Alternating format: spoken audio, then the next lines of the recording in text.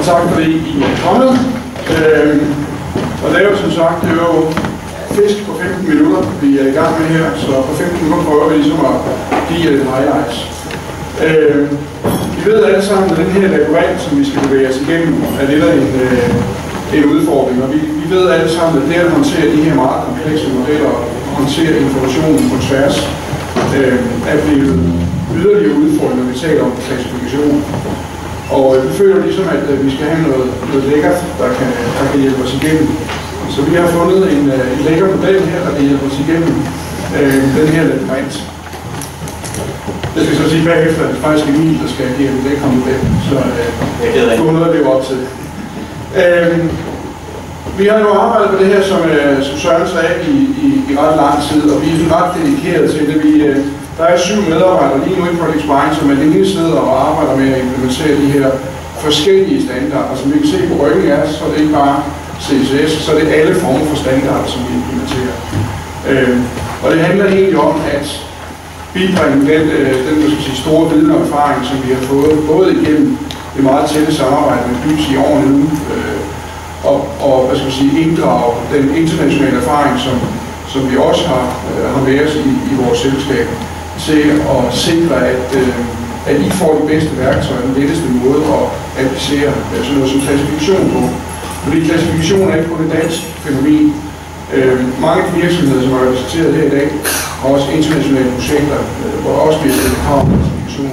Og derfor er det vigtigt at kunne håndtere mange forskellige klassifikationer. Jeg vil ikke gå så meget i de der detaljer, det kan I, hvis der er noget, I synes, der er interessant der, så kan I komme og spørge os. Man kan sige, det vigtigste for os, det er ligesom den her, hvorfor gør vi det egentlig? Hvorfor er det, vi har kastet os ud i det her projekt? Og det gør vi egentlig, fordi vi vil gerne bidrage til den her produktivitetsforbedring, som BYS jo i mange år har arbejdet på. Og jer, der kender i hvert fald en del af os gamle i det her game, men altså, så har mange af os været med i rigtig mange år og arbejdet intenst på, at IT-værktøjerne skulle kunne bidrage til effektivitetsforbedringer. Det ser vi, der er mulighed for nu, og standarder er faktisk en af de veje, som vi kan gå for at opnå den effektivitetsforbedring. Plus at det andet, det er, at vi har ligesom sagt, at vi skal kunne bidrage målbart til at levere resultater. Det er også derfor, at vi for eksempel i det samarbejde, vi har hos nogen som Optimize, ser at det går ind og måle på, hvordan kan vi effektivisere, implementere og styre de processer, så vi når vores resultater.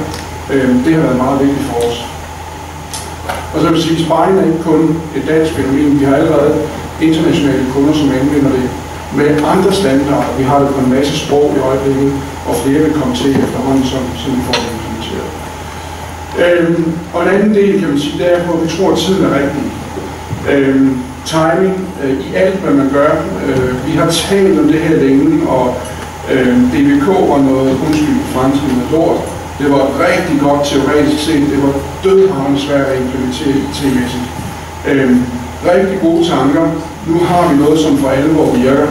Og til dem af jer, som ikke helt stadigvæk har forstået, hvad CSS er, så er det faktisk ikke en dyb tallerken af opfundet. Det er en eksisterende standard, som man har skilt ad i 2 dele, eller 3 dele.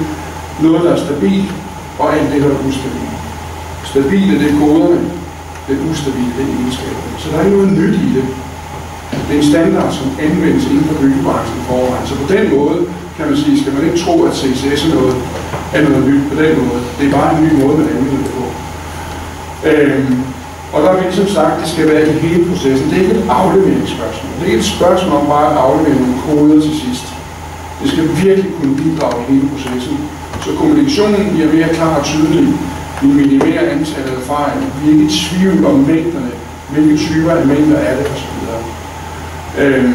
Og så det andet er, vi kan ikke fortsætte uden for de her standarder implementeret, og de standarder, det starter egentlig helt fra starten af med standardiserede IT-aftaler, som klart stiller krav omkring, hvilke leverancer er det osv.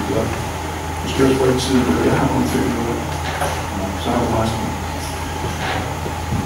Og så kan man sige, så er det her med, hvordan får vi så implementeret og udviklet de her IT-processer, sådan så at de virkelig hjælper jer til at få implementeret det i jeres hverdag, i jeres projekter, optimere samarbejdet mellem de forskellige parter, som der er i projekterne.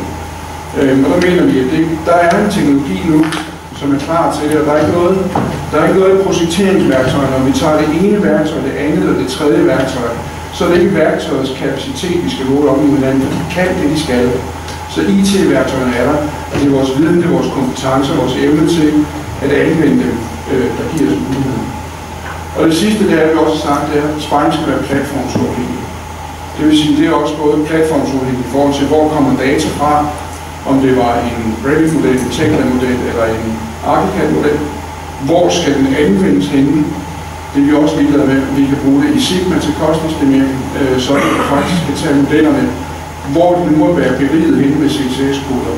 Og så kan vi både bruge Sigmas integration, og vi kan bruge vores egen integration op mod det, at lave ret integrerede kostanalyser. Vi kan bruge det til andre ERP-løsninger, sådan vi kan begynde at lave logistik og andre former. Og så er den også platformsafhængig på den måde, at man faktisk kan sidde med sin iPad eller sin mobiltelefon eller sin Mac-computer og sidde og berige informationer. Så på den måde har vi også lavet en helt platformsafhængig. Og så tager vi udgangspunkt i brugerne, det vil sige, hvordan I sidder og arbejder. Det har hele tiden været vigtigt for os. Hvordan er det, brugerne arbejder, hvordan er det, projekteringen den foregår, og hvordan er det, at processen den er af dataflow, så det bliver helt naturligt den måde, I kommer til at arbejde på. Og så skaber vi den her integration til mængder og kost og alle de ting, som egentlig kan sige, grundlæggende er modellen for at skabe værdi i byggemarkedet. Så det er, at data kan bruges mange forskellige steder. Og så sagde jeg før, så skal det være brugervenligt i dagens politik. Så tror jeg, jeg vil sige så meget mere andet end her. Det var egentlig, at vi havde sådan på et tidspunkt snakket meget om det her med i BIPs-regi, hvordan skal vi sikre, at IT-implementering, det var jo en trives på, var en væsentlig del af hele kollegaprojektet. Et var at skabe klassifikationsstandarden, og det andet ben, det var at skabe IT-implementering. Så derfor kan også sige, var det for os vigtigt at få skabt den der forretningsplatform, sådan at det ikke bare blev en eller anden nede i Revit, som kunne gøre et eller andet, men det rent faktisk var en forretningsplatform, som kunne anvendes på tværs, uagtet hvilket system man måtte anvende data i. Og det er også derfor, vi kan bringe modellen, og det er ikke modellen, husk på det, vi flytter slet ikke modellen nogen steder. Vi flytter kun CSS-data.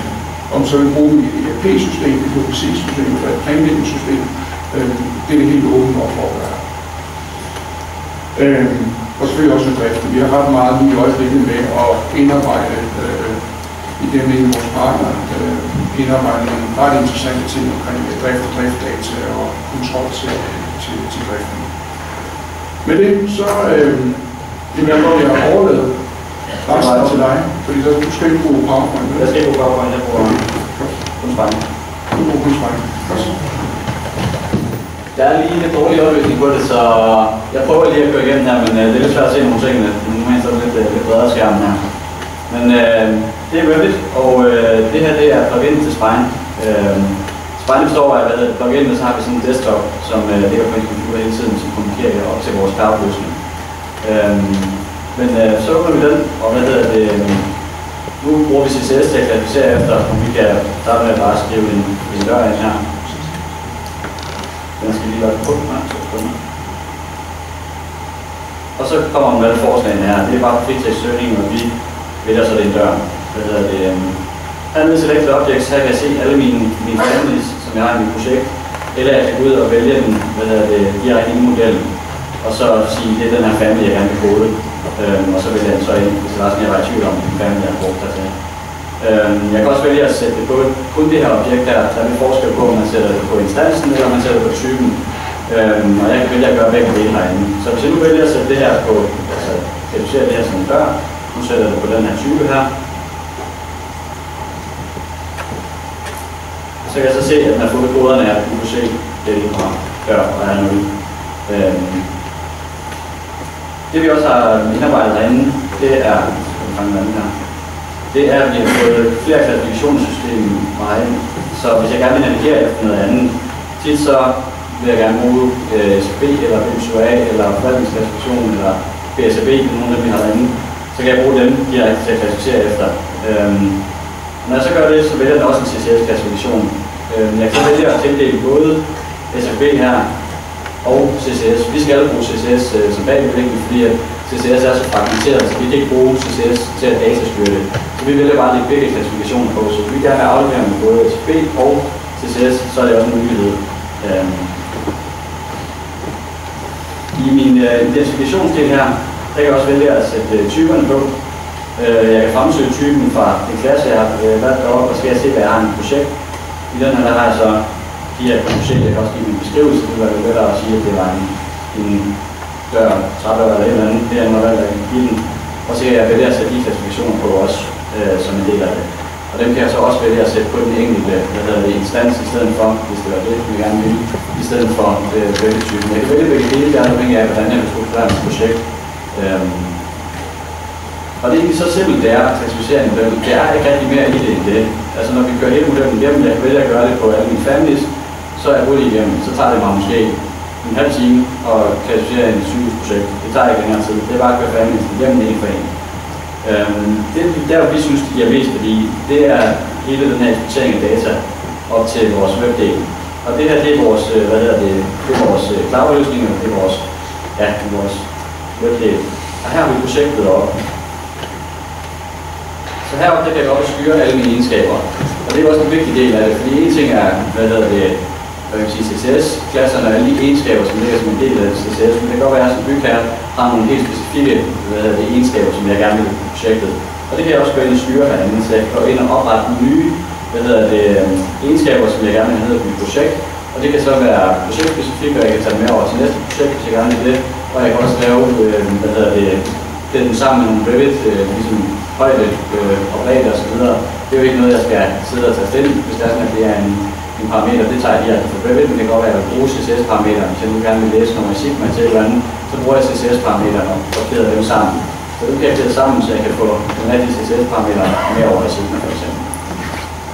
Vi kan også bare helt lavpraktisk søge i klasserne herovre, så hvis jeg gerne vil søge efter jeg har fået en kode ind eller et eller andet, og jeg gerne vil søge efter den, så kan jeg sige, det her det er i QQCS, så kan jeg se, at det er en dør, jeg kan også bare skrive dør deroppe, og jeg kan også se, at det er en produktidé. Og det er bare en god navigationsmetode. Jeg kan også søge i et projekt, så hvis jeg gerne vil søge efter noget herinde, så kan jeg sige, prøv at glemme døren her, og så kan jeg se, hvad jeg har i mit projekt. Og her kan jeg se, at jeg har en masse døre, som jeg har lukket ind i, og inden for timen, og så er en del af det. Jeg kan også tilføje nye, hvis jeg gerne vil oprette typer, så kan jeg gøre det over på vores webdel. Det der vi styrer alle typerne fra, så hvis jeg som bygherre gerne vil have allerede inden projektet går i gang, så kan jeg sige, at jeg vil gerne have de her 5 typer af døre, det er sådan, jeg gerne vil differentiere mine data fra hinanden, så kan jeg oprette dem allerede inden projektet går i gang. Jeg kan også, hvis jeg ikke gider sidde og tegne mine fodlister, så kan jeg også uploade dem som de her single produktidéer, så jeg har en vigtig ny projekt. Så det er også en mulighed herindefra. Så kommer vi også meget snart med en webviewer. Vi har den nede på vores stand. Vi kan ned og se på måske 3D-modellen derinde og navigere efter inde på vores web her. Der kan man så se den derinde, og man kan finde koderne, søge sig frem til dem via det. Det er kommet at se, hvis jeg har lyst. Det vi også kan op på vores web, det er en list. Så lige, hvis vi tager den dør, vi har her, det her single level ID, det kan man også sætte på her. Så skal vi lige køre projektet igennem her. Og så, jeg har lige sat kategorien på. Ja, vi vælger kategorierne nemlig efter, hvad for nogle kategorier, der skal være inde. Så er det lige vores.